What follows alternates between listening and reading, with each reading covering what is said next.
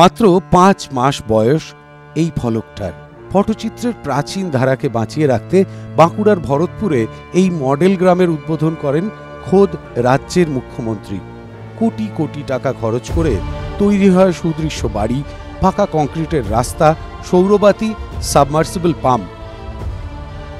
আর 5 মাসের মধ্যেই এই ফাটল, ভেঙে পড়া টালির চাল, পচা চালের কাঠ। তারপরে তোমার মন করার এই যে ঘর কিনে ফাইটে গেলছে, ঘর ফাইটে গেলছে, জল পড়ছে, তাহলে এই টুকু টুকু ছেলে নিয়ে কি থাকতে মন যাবে? আর এই আরো বর্ষা মাসে জল হবে, তো না জানি তো ঘর কিনে উল্টেও যেতে পারে, তাহলে কোথায় যাব আমরা? স্যার ঘরগুলো করে দিয়েছে, তো ঘরগুলোতে জল পড়ছে, ফেটে যাচ্ছে। এই বাথরুমগুলো করেছে সেগুলো ফেটে যাচ্ছে, টালি থেকে জল পড়ছে। তারপরে এই যে পিলারগুলো করেছে ঘরের, সেইগুলো ছাড়ি পড়ে যাচ্ছে।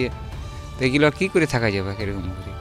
সরকারকে বলেছিলাম, বলি স্যার এটা টালিকে অ্যালবেস্টার লাগাই দিলে, টালির বাদ দিয়ে অ্যালবেস্টার লাগাই দিলে, টিন পাত লাগাই দিলে ভালো হতো।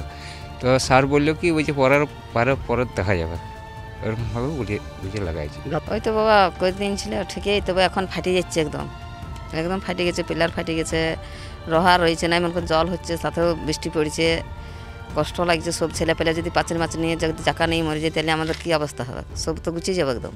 এখন এই মডেল গ্রাম পরিণত হয়েছে প্রায় একটি পরিত্যক্ত জনপদে। কেন এমন দশা? উপভোক্তারা বলছেন, আসলে এই গ্রাম তৈরির গোড়াতেই রয়েছে গলদ।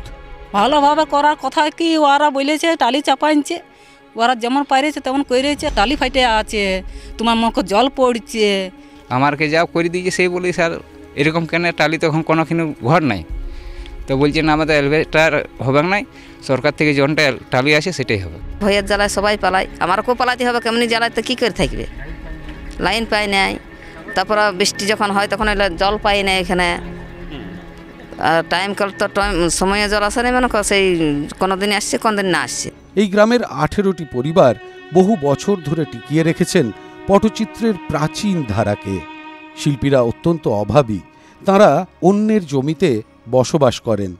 তাদের জন্য 2023-এর গোড়ার দিকে জেলা প্রশাসন মডেল গ্রাম তৈরির উদ্যোগ নেয়।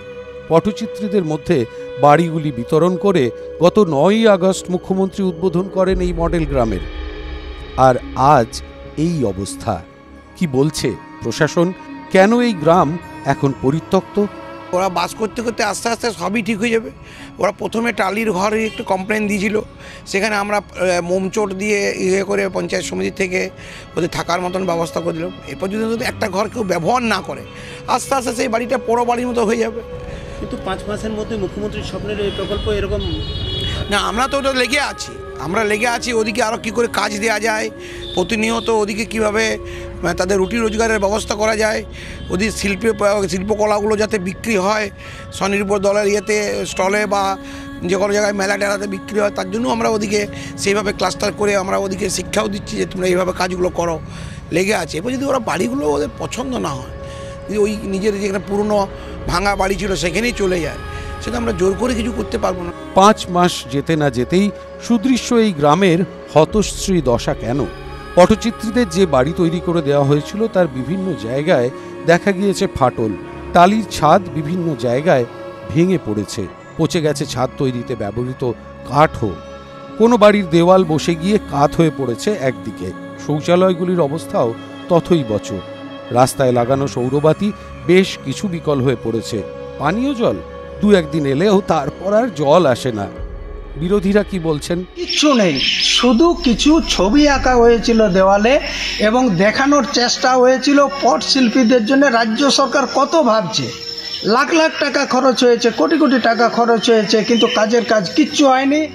ঘটনাকে ঘিরে রাজনৈতিক চাপানুতোর জারি থাকলেও শিল্পীদের অবস্থা যে তিমিরে ছিল সেই অন্ধকারেই রয়ে গেছে। মডেল ভিলেজ ক্রমশ একটা অ্যাবান্ডন ভিলেজ হিসাবে পরিণত হতে চলেছে। স্বাভাবিকভাবে প্রশ্ন উঠছে, সরকারি এই প্রকল্পের প্রয়োজনীয়তা, লক্ষ লক্ষ টাকা খরচ করে যে সরকারি প্রকল্পে এই মডেল ভিলেজ তৈরি করা হয়েছে তার উদ্দেশ্য কতটা সাধিত হচ্ছে তা এই ঘটনাতেই পরিষ্কার।